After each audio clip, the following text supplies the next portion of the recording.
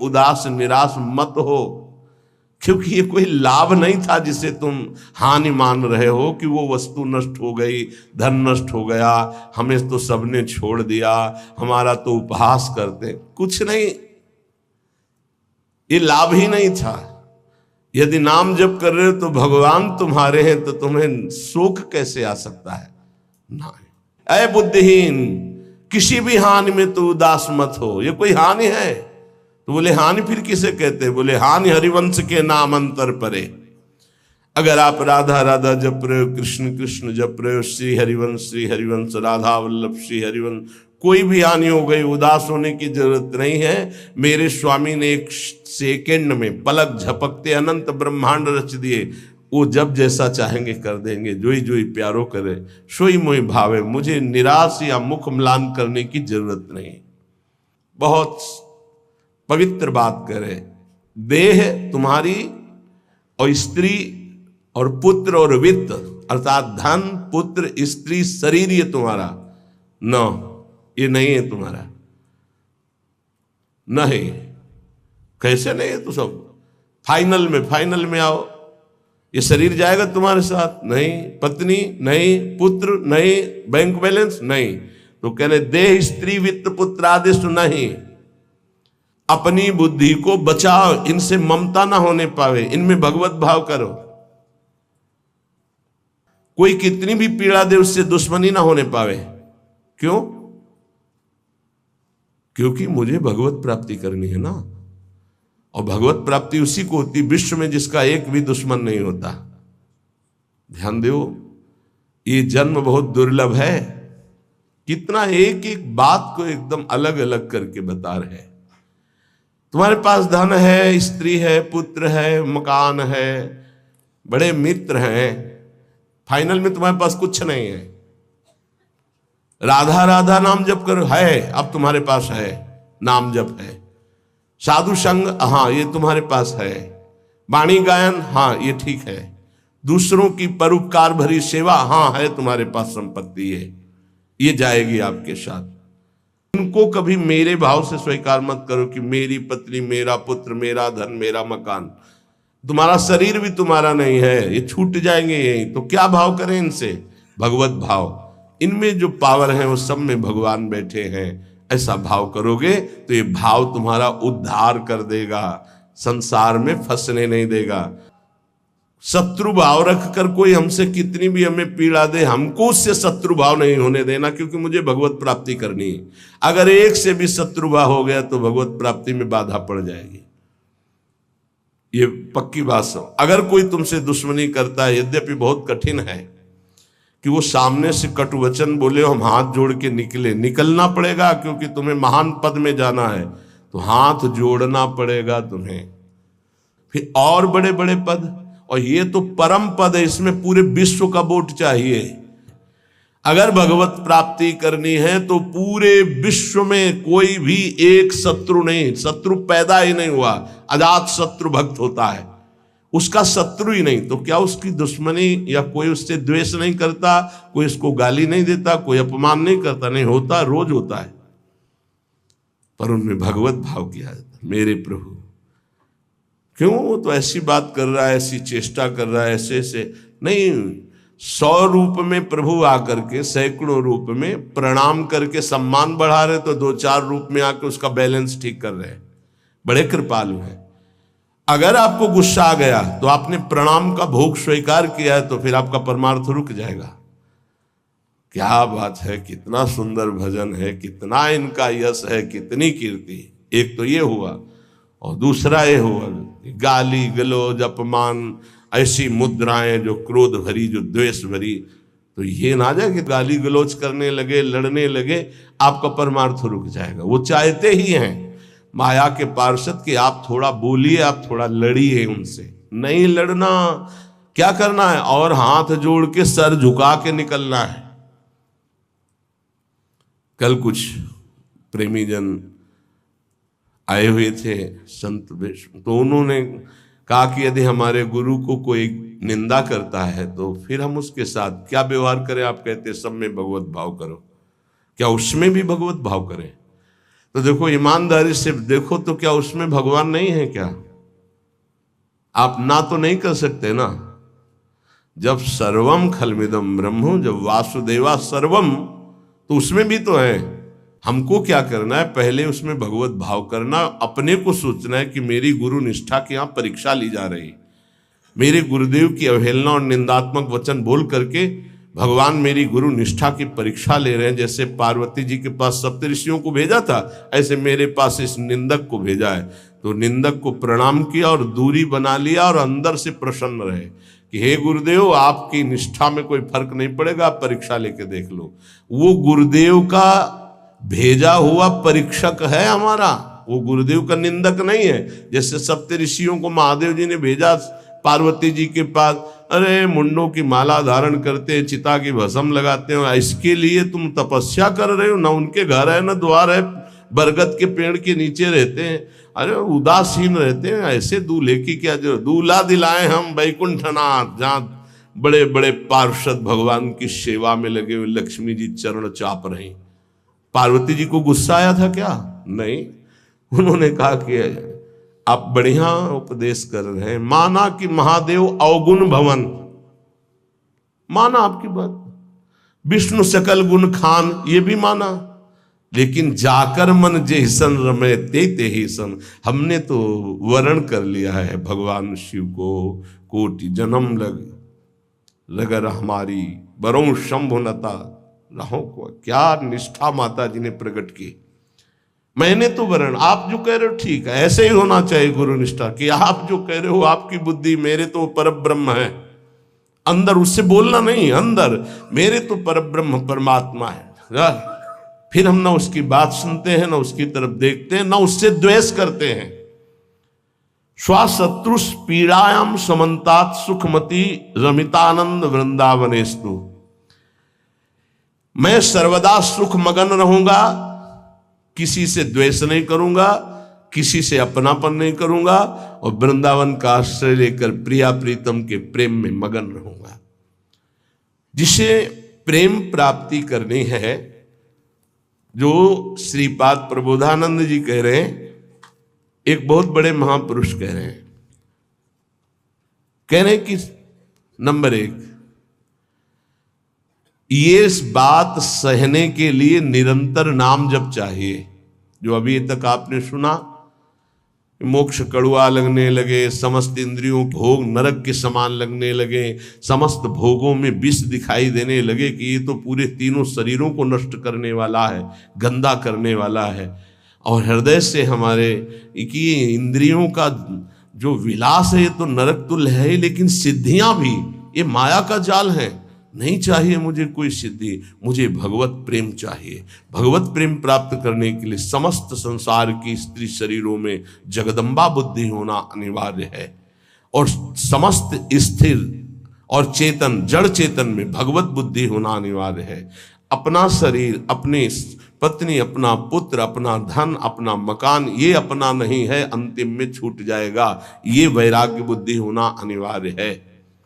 फिर भगवत भाव का प्रादुर्भाव तभी होता है जब पूरे संसार में किसी से भी हमारी दुश्मनी ना हो। अब ये सब कैसे होगा? तो बोले नंबर 1, निरंतर जो नाम जप करता हुआ मालिक से प्रार्थना करता रहता है। मालिक कौन? अपने इष्ट से, कि हे प्रभु मुझे ऐसी सामर्थ्य दो कि कोई भी विषय मुझे परास्त न कर पावे, और पूरे संसार में मेरा किसी से भी द्वेष न हो। अद्वेष्टा सर्वभूतानाम, गीता जी भी कह रही, अद्वेष्टा सर्वभूतानाम, किसी भी भूत प्राणी के प्रति हमारा द्वेष दोष भाव ना हो। पहला, निरंतर नाम जप और प्रभु से प्रार्थना। इसमें लिखा है मालिक से प्रार्थना, अपने स्वामी श्री हरि से, इष्ट से प्रार्थना कि मुझे ऐसी सामर्थ्य, प्रार्थना में बहुत सामर्थ्य है। अरे बहुत सावधानी की जरूरत है। किसी के प्रति जरा सा भी दोष चिंतन, जो भजन जिनका एक तार चलता है, बड़ी बाधा खड़ी हो जाती है। श्री रूप गोस्वामी जी लीला चिंतन कर रहे हैं, उसमें दिखाई दिया कि प्रिया जो पुष्प चयन कर रहे, ये पुष्प तो लालजू गोदी में उठा लिए, प्रियाजू ऐसे पुष्प का गुच्छा ले रही, एक हाथ से डाल पकड़े हुए। लालजू ने देखा कि सुरक्षित डाल पकड़े प्रियाजू नजदीक की छोटी कुंज में, तो छोड़ दिया। तो प्रियाजू ऐसे और लालजू आनंदित हो रहे हैं। तो पूज्य श्री रूप गोस्वामी को भी हंसी आ गई कि लालजू को ऐसा विनोद सूझा। इस समय अत्यंत सुकुमार प्रियाजू डरप रही हैं। फिर लालजू ने अपनी गोद में ले लिया, फिर उनका शमन हुआ। जिस समय वो हंस रहे थे उस समय एक संत जा रहे थे जो लंगड़ा के चलते थे ऐसे ऐसे, और वो ऐसे अर्ध निमीलित नेत्रों में ऐसे हंस रहे थे। उनको दृष्टि गई कि अरे भगवान ने मुझे लंगड़ा बनाया है तो हंस रहे हैं। हम तो समझ रहे थे बहुत बड़े महापुरुष हैं और ये हमारी हंसी कर रहे हैं, ऐसा कैसे हो सकता है। हाँ ना, हमारा प्रारब्ध भोग है ना, हमारा पैर ऐसा है इसलिए हंसी का पात्र में। बड़े अंदर से दुखी हो गए, चले गए, लीला बंद हो गई उनकी। अब आप बताओ, उन्होंने सोचा नहीं, देखा नहीं, वो तो प्रिया प्रीतम को देख रहे थे। बड़े विकल हुए जब लीला बंद हो गई। तो फिर पूज्य श्री सनातन गोस्वामी से चर्चा की, क्योंकि दोनों महापुरुष की हमारी लीला बंद हो गई। तो उनका एक ही उपाय वैष्णव अपराध बन गया। वो वैष्णव अपराध, किसी वैष्णव को अभद्र बोले या दुख पहुंचाए, ऐसा संभव ही नहीं। महाप्रभु चैतन्य देव की कृपा से ऐसा संभव ही नहीं है। कैसे ऐसे उनका है तो वैष्णव अपराध। अब ये विचार हुआ कि कैसे जाना जाए कि किससे अपराध बना, कैसे जाना जाए, जब किया ही नहीं प्रकट में तो जाना कैसे जाए। तो बोले कोई वैष्णव दुखी हो गया है तो वैष्णव सेवा की जाए, आसपास के जितने संत सबको निमंत्रण दिया जाए, पता चल जाएगा, सबकी जूठन पाई जाएगी तो शायद पुनः अपराध कोई हुआ हो जाने अनजाने में तो उसका मार्जन हो जाएगा। ऐसा हुआ, आसपास के सब संतों को निमंत्रण दिया गया वैष्णव। जे ही उनके पास निमंत्रण गया तो नाराज होके बोले, पहले तो उपहास करके हंसी उड़ाते हैं, फिर निमंत्रण देते हैं, हमें नहीं जाना। तुरंत सूचना आई कि वो नाराज है। अरे तुरंत गए पूज्य श्री रूप गोस्वामी जी और कहा, प्रभु कब हमने आपका उपहास किया। तो उनका आप प्रभु प्रभु आप कर रहे हो, उस दिन हम जा रहे थे और जैसे हमारा भगवान ने पैर ऐसा कर दिया तो झटका मार के चलते हैं तो आप हंस रहे थे। तो उनका मुझे तो याद ही नहीं कि आप कब निकले और हम कब हंसे। तो उन्होंने समय बताया कि अमुक दिन और समय। अच्छा, तो उनका प्रभु ऐसे बतानी नहीं चाहिए पर आप नाराज हैं इसलिए बता रहा हूं। प्रभु उस समय हम लीला देख रहे थे, प्रियाजू पुष्प चयन करने की, तो लालजू गोद में उठा के वो पूरी घटना बताई और कहा अगर ऐसा भाव में हम हंस रहे थे, आप उसी समय निकल रहे होंगे, आपको ऐसा लगा तो प्रभु आपके लिए नहीं था, आप क्षमा कीजिए। वो तो प्रियालाल तो वो चरणों में गिरे जो दूसरे वैष्णव थे और कहा, अरे आप जैसे महापुरुषों के प्रति हमारा दोष भाव बन गया, क्षमा करो। वो राज्य तत्काल लीला प्रारंभ हो गई, तत्काल। अब आप विचार करो, जब दोष नहीं है वैष्णव दुखी हो गए तो लीला रुक गई। फिर अगर केवल स्वीकृति की हाँ ये गलत है, वो गलत कर रहे तो भी हाँ गलत है, नहीं, और भगवान की लीला भगवान जाने। नहीं, आप बताओ कि ये गलत है कि सही, नहीं तो हम कोई जज है क्या? जिनके सारे हम चल रहे उनके सारे वो चल रहे, उनसे पूछो जाके, चल जाओ राधा राधा राधा। कभी किसी का फाइनल करने के नहीं, तस्मात् शास्त्रम तो तुम्हारा। ये बहुत सूक्ष्म विषय है, इसलिए वर्णन किया, बहुत सूक्ष्म विषय है, बहुत सावधान। नाम जापक भगवत प्रेम प्राप्ति के लिए इतनी सामर्थ्य जो अभी पीछे चर्चा हुई, उसके लिए निरंतर नाम जप और प्रभु से प्रार्थना कि किसी भी के प्रति हमारा तनिक भी दोष भाव न बनने पावे।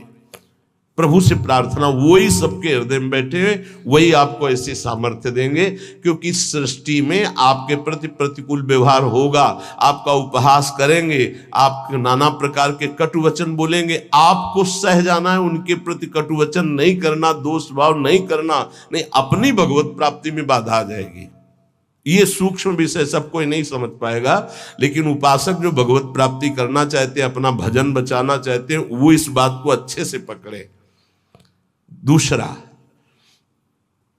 जो दिनचर्या दी गई है उसमें आलस्य ना होना, भगवत प्रेम प्राप्ति या ऊंचाई पर चढ़ने के लिए जो दिनचर्या है, हमको ये नहीं देखना है कि अमुक साधक आता है कि नहीं आता है, अमुक नहीं आता तो हम भी नहीं आते हैं, ऐसा नहीं। अमुक की त्रुटि है, उसका सुधार करना चाहे तो कर सकता है, लेकिन आप सुधरे हुए हो तो आपको अच्छे आचरणों का अनुकरण करना है। आपको ऐसे आचरण नहीं करने हैं जिनसे हमारी दिनचर्या बाधित हो जाए।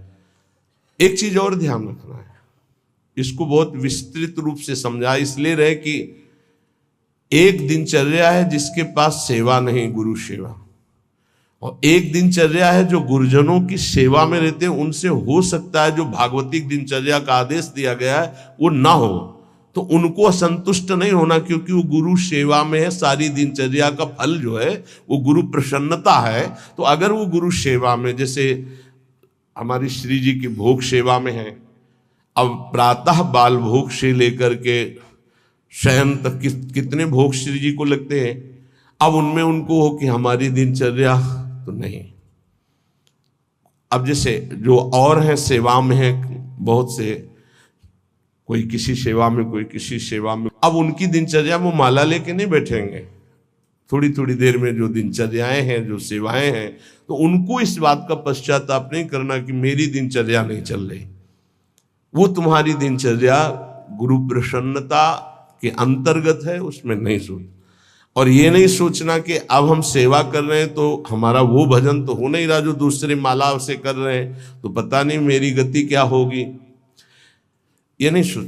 गुरु सेवा का एक प्रताप है, ये भी ध्यान रखना। जैसे मान लो कोई शरीर के वस्त्र धो रहा है, कोई ऐसी सेवाएं कर रहा है, वो नाना प्रकार की सेवाएं हैं जिनमें उनको समय ही नहीं मिल रहा कि वो बैठ करके पद गायन करे, वो 11 माला 41 माला वो संख्या पूरी करे। अच्छा, सेवाओं में लगा है तो उसका मन लगा है। अब उसका मन कहाँ लगा है? ये वस्त्र गुरु जी का है, ये गुरु जी के लिए जल है, ये उसका चिंतन हो रहा। ध्यान मूलम गुरु मूर्ति, पूजा मूलम गुरु पदम, मंत्र मूलम गुरु वाक्य, मोक्ष मूलम गुरु कृपा। क्योंकि कई साधक ऐसे हैं जो फिर उनको पश्चाताप होगा कि दिनचर्या में बाधा पड़ रही हमारी, तो दिनचर्या की चर्चा हुई थी। नहीं, जिनको सेवा मिली हुई है उन। एक बार भगवान शंकराचार्य जी से कई शिष्यों ने कहा कि एक ये ब्रह्म सूत्र है, इसकी व्याख्या सुनना चाहते। तो उनकी शरीर सेवा में स्नान के बाद जो वस्त्र लंगोटी आदि प्रक्षालन करना है, वो त्रोटकाचार्य जी रहते थे। तो उन्होंने कहा त्रोटक को आ जाने दी। तो उन्होंने कहा प्रभु वो तो कभी व्याकरण नहीं पढ़े, कभी शास्त्र जब गायन स्वाध्याय होता है तो कभी बैठते नहीं हो, तो शरीर सेवा में ही लगे रहते। मतलब ज्ञान की चर्चा थी ना, तो शरीर को, गुरु के शरीर को वो साधारण शरीर समझ रहे थे। उनका अच्छा ऐसी बात है, आ जाने दो उसको। जब आ गए तो बोले खड़े हो, इस ब्रह्म सूत्र की व्याख्या करके बताओ। तो जो पढ़ने लिखने से नहीं आता, गुरु कृपा से आता है। तत्काल संस्कृत का प्रादुर्भाव हुआ और वैदिक सिद्धांतों का प्रवचन, सब दंग रह गए। तो उनका गुरु की लंगोटी ढोने वाले को साधारण समझते हो क्या? साधारण नहीं होता गुरु की लंगोटी धोने वाला, वस्त्र धोने वाला। असाधारण कृपा से सौभाग्य मिलता है, असाधारण कृपा से। तो जिनकी जो दिनचर्या ऐसी है कि उनको फुर्सत ही नहीं है, तो उनको कभी नहीं सोचना कि इतने बजे इतने बजे इतने, उनकी दिनचर्या है। तो ये चीजें ध्यान रखना है उपासक को। प्रमाद में हमें दिनचर्या में बाधा नहीं पहुंचानी, प्रमाद युक्त हमारी दिनचर्या नहीं होनी चाहिए। यदि गुरु सेवा, इष्ट सेवा में हमारी जो गुरु की अन्य साधकों के प्रति बताई हुई दिनचर्या उसमें बाधा पड़ती है, तो वो बाधा नहीं मानी जाएगी आपकी। दूसरा जो अभी वर्णन किया, गुरु प्रदत्त दिनचर्या में बाधा नहीं होनी चाहिए। बहुत बड़ी चीज है गुरु प्रदत्त दिनचर्या, बहुत बड़ी वस्तु है, बहुत बड़ी वस्तु। गुरु सेवा मिल गई तो लाडली जो अधीन हो गई पक्का। तीसरा, कुसंग से दूर रहना, ये बहुत जरूरी है, बहुत जरूरी है। रावण लंका में रहता था, लंका समुद्र के किनारे थी, समुद्र निर्दोष था, पर ऐसे दोषी का संग समीपता होने के कारण समुद्र को बांध लिया गया, समुद्र बांधा गया। जिसकी मर्यादा अपार है उसे मर्यादा पुरुषोत्तम ने बांध दिया। किस लिए बांधा गया था? क्योंकि रावण का पड़ोसी था। रावण का पड़ोसी होने के कारण समुद्र को बांध दिया गया। जो रही मुत्तम प्रकृति का कर सकत कुसंग, चंदन विष व्यापत ने लपटे रहत भुजंग। अच्छा, जब कोई गलत करता है तो वो चार से थोड़ी कहता है कि मैं गलत करता हूं, नहीं, वो सही और कुबुद्धि को वो ही सही दिखाई देता है, गलत सही दिखाई देता है और वो परमार्थ से भ्रष्ट हो जाता है। इसलिए कुसंग से बहुत दूर रहना चाहिए। सत्संग और कुसंग का कैसे पहचान करोगे कि हमारा कुसंग हो रहा है, हमारा सत्संग हो रहा है या कुसंग हो रहा है, कैसे पहचान करोगे? तो संतों ने कहा है, जाके संग कुमति मति उपजय करत भजन में भंग। जिससे देह भाव पुष्ट होने लगे, भगवत भाव नष्ट होने लगे, वैराग्य भाव नष्ट होने लगे, राग पुष्ट होने लगे, भजन छूटने लगे, संसार अच्छा लगने लगे, नाम छूटने लगे और ध्यान अच्छा लगने लगे, गुरु से अश्रद्धा हो जाए, भक्ति से अश्रद्धा हो जाए, ये कुसंग का फल होता है।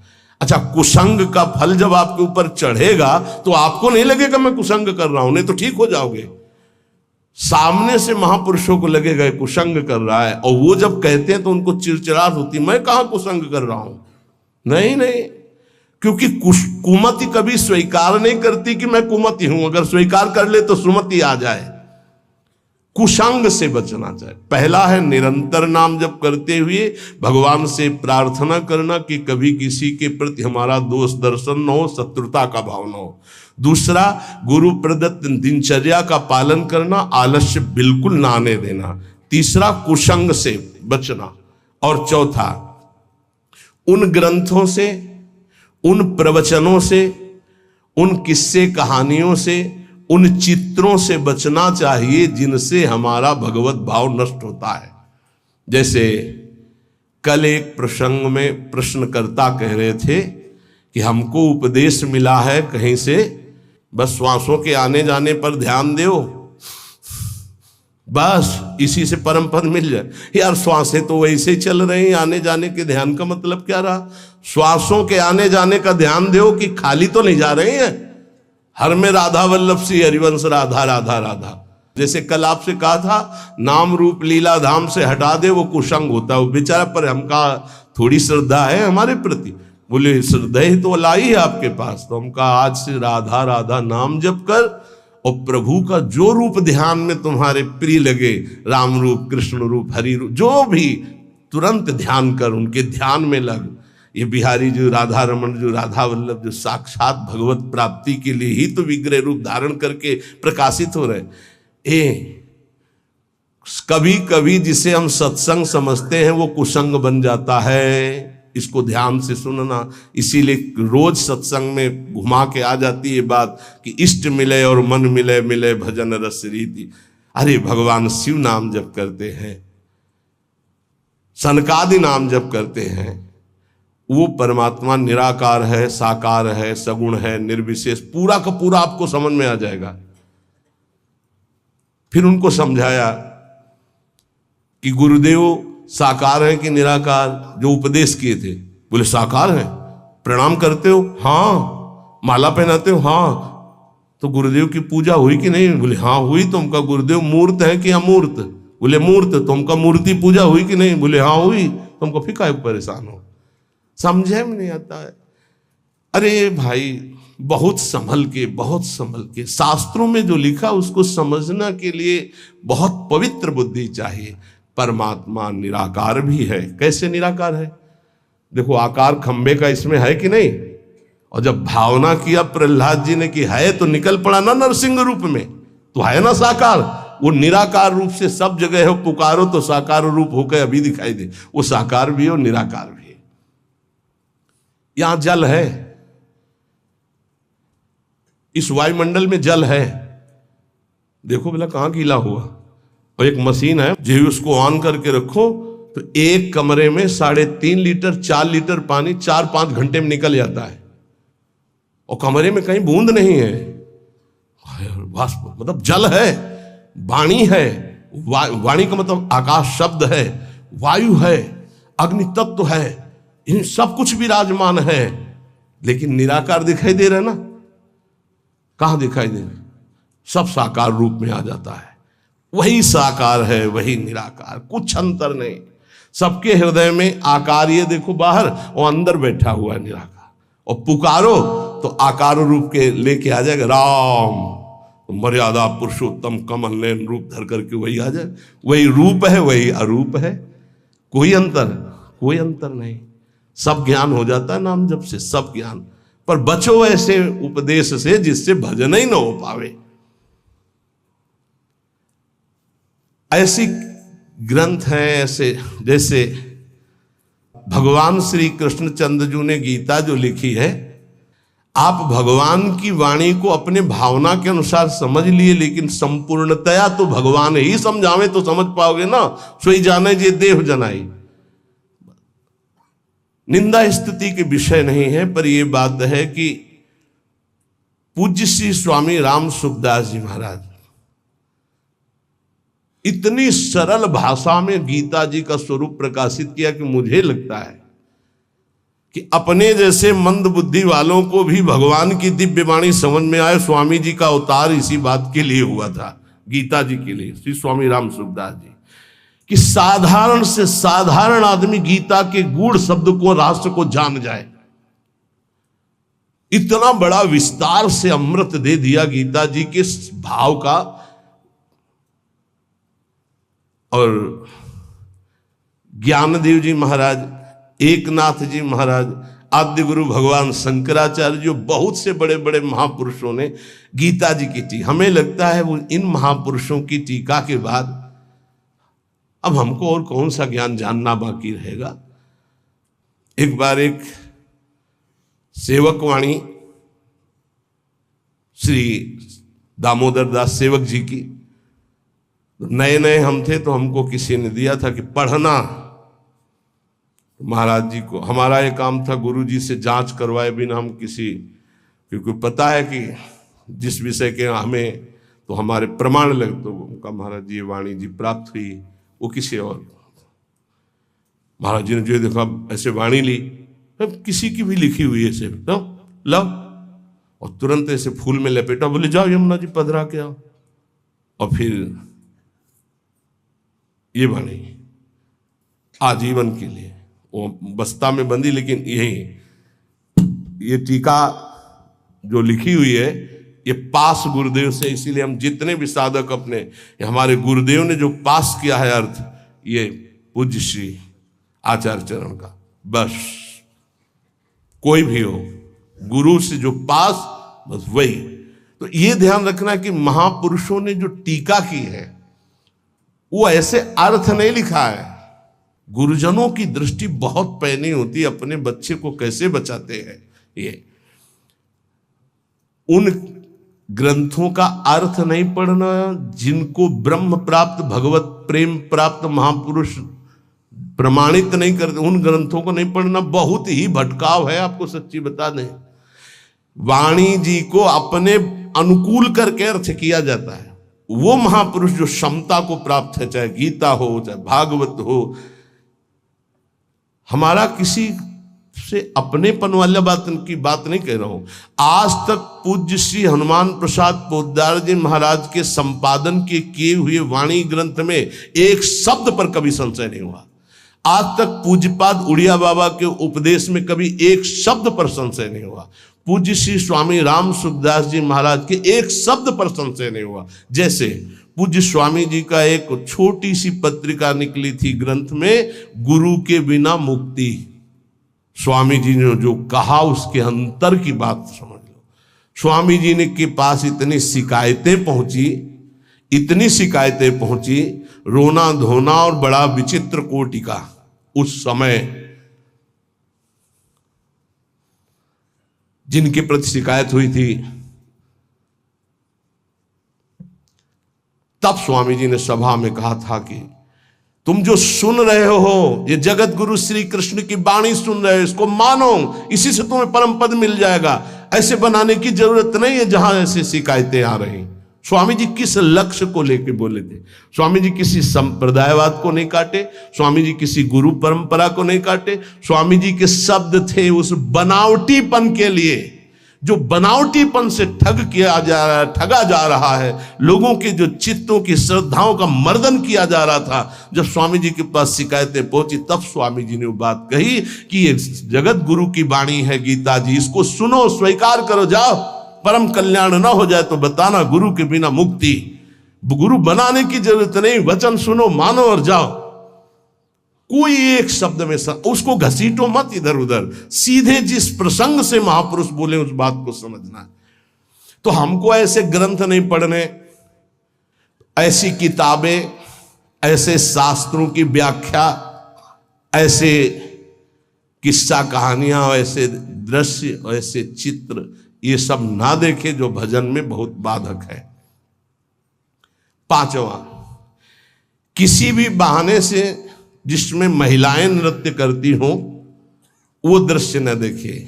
भले कीर्तन हो रहा है, भजे भजन हो रहा है, लेकिन जिसमें माताएं बहनें नृत्य कर रही, बैरागी को देखने की जरूरत नहीं है।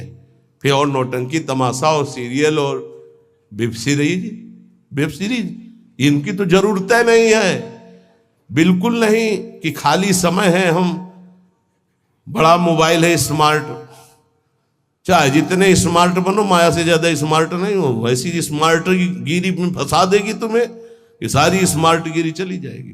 बहुत होश में। चेटक, नाटक, नाच, तमाशा, ये सब परमार्थ के लिए बहुत हानिकारक है। किसी बाहरी साधक से पूछा कि मोबाइल में आप, बोले बस गेम खेल लेते हैं। अरे यार, गेम खेलना है तो नाम का गेम खेलो, मंत्र का गेम खेलो, हाँ, वाणी जी का पूरा गेम खेलो। क्या शुरू करो उल्टा चतुरासी जी, आज वह देखिए तो प्यारी रंग भरी, छाण दे माननी मान मन धरी, वो नागरता की, उल्टा गेम खेलो। अभी देखो आंसू आने लगेंगे तो ये गेम खेलोगे। अगला सूत्र, प्रेम प्राप्ति के, अपनी निरख परख स्वयं करते हुए गुरुदेव से जांच करा ले। अपनी अंतर की वृत्तियों को देख ले, जहां को संशय लगे तो जांच करवा ले कि ये वृत्ति सही है या गलत, जैसे बाहरी लोग आके कराते हैं। अब सबे खड़े ना हो जाए वहां जाके कि एकांतिक तुम वहीं से होने लगे। रोज सत्संग में यही तो जांच परख होती कि आप अपनी जांच कर लो। नहीं तो एक बार कहा कि अपनी दिनचर्या बना के आओ तो इतने कागज आ गए, हम कब तक हम इनको देखेंगे। दिनचर्या जांच, इंद्रियों का जब विषयों के प्रति आक्रमण होता है, एक वेग होता है, एक आकर्षण होता है, एक ऐसा जिसे तुम रोक नहीं सकते, उस समय तुम्हें जरूर संत संग में हो जाना चाहिए। उस समय बुद्धि काम नहीं करेगी। और जिस समय तुम्हारा केवल बुरा चिंतन बन रहा है, ये उस समय की बात है कि आक्रमण हो चुका है, अब तुम बच नहीं सकते। अब इसको संत संग से मिटाओ तुरंत, तुम अकेले नहीं मिटा पाओगे।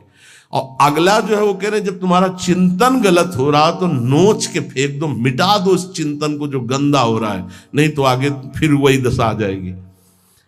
एकांत में इंद्रियां और मन साधक के ऊपर शासन करते हैं। उस समय साधक को अपनी इंद्रिय और मन की रखवारी करना है बस।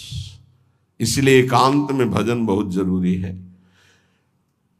10वां, जैसे परीक्षार्थी परीक्षा की तैयारी करता है, ऐसे परमार्थी द्वंद्वों की तैयारी कर ले। मान अपमान, निंदा स्तुति, लाभ हानि, सुख दुख, ये आने वाले हैं, तुम्हें समान रहना है। तैयारी करो परीक्षा की। और ये परीक्षा जब होती तब आप समझ नहीं पाते कि आपकी परीक्षा हो रही है, और समझने नहीं दिया जाएगा परीक्षा हो रही। कम से कम परीक्षा में तो बताया जाता है कि कल से पेपर शुरू है, सावधान, तैयारी कर लियो। अपने यहां परीक्षा बताई ही नहीं जाती, बाहर निकले से शुरू हो गई परीक्षा। अब तुम्हारे दिमाग में नहीं कि परीक्षा है तो तुम उससे लड़ पड़े, फेल हो गए, नंबर कट गए। बिल्कुल हर समय कभी भी कहीं भी परीक्षा हो रही। ये बहुत बड़े महापुरुष हैं, कह रहे हैं कि जैसे परीक्षार्थी को अपनी परीक्षा की तैयारी करनी होती है, ऐसे परमार्थी को अपनी परीक्षा की तैयारी करनी। क्या? स्तुति, निंदा, मान अपमान, लाभ हानि, शत्रुता, मित्र, ये द्वंद्व आएंगे। आपको उत्तर देना है इनका, तभी आपकी द्वंद्वातीत अवस्था आएगी। तैयार रहो, रोने की जरूरत नहीं, उसने हमको ऐसा कह दिया, उसने ऐसा किया, उसने। तैयार रहो, परीक्षा हो रही। पर उस समय याद नहीं रहता कि परीक्षा हो रही, और जिसको याद रहता है बच के निकल जाता है। बड़े बड़े महापुरुषों को ये परीक्षा देनी पड़ती है, बड़े बड़े महापुरुषों को, ये मत समझो। हाँ, ये द्वंद्व आएंगे, आपको इनकी परीक्षा देनी, परमार्थी हो। और 11वां, इतना भजन कर लो कि तुम्हारे हृदय में मौत का डर खत्म हो जाए, मृत्यु का डर खत्म हो जाए। दो प्रकार का डर होता है, एक विचार डर होता है और एक होता है सहज डर। सहज डर सबको होता है। सहज डर जैसे अपने लोग सत्संग में एकदम कोई चीख दे, एकदम ऐसे हो, इसे सहज डर कहते हैं। ये बड़े बड़े ज्ञानियों को, जीवन मुक्तों को भी होता है, पक्का होता है। जैसे अभी कोई कीक एकदम निकले तो एकदम ऐसे हो जाएंगे, अरे सुरक्षित हो, कोई ऐसा नहीं। पर ये सहज डर है। और एक होता है विचार डर। भक्तों में, ज्ञानी महापुरुषों में विचार डर नहीं होता। यही बात जो यहां लिखी है, एक बार स्वामी मग्नानंद सरस्वती जी शैनपुर में बट वृक्ष के नीचे कर रहे थे, तो एक विरक्त महात्मा आए थे, ज्ञानी। तो उनका, स्वामी जी सहज डर कैसे हो सकता है, जब सहज स्वरूप में रहता है ज्ञानी, देह भाव में रहता है, नहीं तो सहज डर कैसे हो सकता है। हम आपकी बात नहीं मानते। विचार डर तो होता ही नहीं, लेकिन सहज डर भी नहीं होता। कोई संसारी आदमी वो देह भाव से ऊपर उठे। महात्मा को चौकी लगाओ, वो बड़े सिद्ध पुरुष थे, बड़े, देखो जो भगवत प्राप्त होते बड़े मस्त रहते हैं, बड़े मौजियल,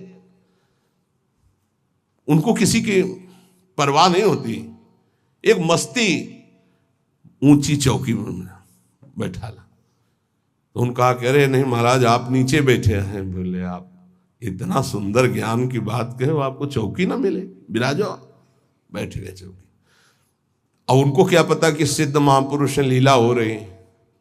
तो जो इस शुरू की, तो जो गीध है या जैसे चील है, ये बड़े पक्षी होते हैं। तो एक चील ऐसे बैठा बरगद की सूखी डाल पे, वो खर खर खर ऐसे करती, जो ऐसे आए वो ऐसे हुए, चौकी के नीचे गिरे। चौकी ऐसे हुई, ऐसे गिरे। अरे अरे भाई, चौकी संभालो संभालो, बैठो बैठो महाराज। ये कौन सा डर था? बम तो नहीं गिरा है ना। अच्छा, डार गिर रही तो कोई बहुत बड़ी तो गिर नहीं हो, आप देहातीत महापुरुष, डर कौन सा था? हंस दिए उनका, अच्छा अच्छा अच्छा अच्छा, अच्छे तो थे ही। उनका अच्छा अच्छा, परीक्षा हो गई। बोले, इसे सहज डर कहते हैं, ये सबके ऊपर होता है। सहज डर सबको होता है, पक्का सहज डर। अचानक कोई आवाज हुई, सबको पता है, तो वो एकदम डर जाता है। वो डर नहीं है, वो सहज डर है। और एक है विचार डर। भक्त को विचार डर नहीं होता। तो कह रहे, इतना भजन करो कि मृत्यु का डर खत्म हो जाए। खत्म हो गया मृत्यु का डर, मरने से जो डरने का भय है वो खत्म हो जाए, तब जानो कि अब हमारा थोड़ा भजन रंग लाया है। सबसे पहले मृत्यु का भय खत्म हो। देख लो, परख लगाओ मृत्यु का डर कैसे। अगर आज शाम तक डॉक्टर कहे कैंसर हो गया तो कैसा लगेगा? मृत्यु पर अगर विजय प्राप्त करनी है तो मृत्यु को याद रखना पड़ेगा। ये बात ध्यान रखो। जिसने मृत्यु को याद किया वो भगवान से चित्त जोड़ा, और जिसने भगवान से चित्त जोड़ा वो मृत्यु पर विजय प्राप्त कर लिया। मृत्यु ऐसी लग रही है, अब उसका उदाहरण तो कुछ है नहीं, पर ऐसे बता रहे जैसे ब्याह की तैयारी होती तो कैसा होता है, हर दोस्त से हाथ मिलाता है हंसता हुआ, मैं मत फूला घूम रहा है। क्यों? क्योंकि उसका ब्याह होगा। लौकिक उदाहरण परमार्थ में फिट ही नहीं होता, पर वो कुछ फूलन जिसे कहते हैं, उत्साह जिसे कहते हैं, वो ऐसा कुछ समझो जैसे माँ के इकलौते बेटे का ब्याह तय हो गया और बारात की व्यवस्था बिल्कुल फिट तैयारी हो रही। उससे देखो नई साड़ी पहने मार फूली फूली जो घूमती है, नहीं घूमती। इससे असंख्य गुना सुख उस उपासक को होता है जिसको मृत्यु का डर खत्म हो जाता है भजन से। ये ऐसा कि जैसे कि कब वो दिन आएगा जब श्रृंगार करके हम अपनी प्रियाजू के पास होंगे और इस शरीर का व्यवहार खत्म प्रियाजू के पास।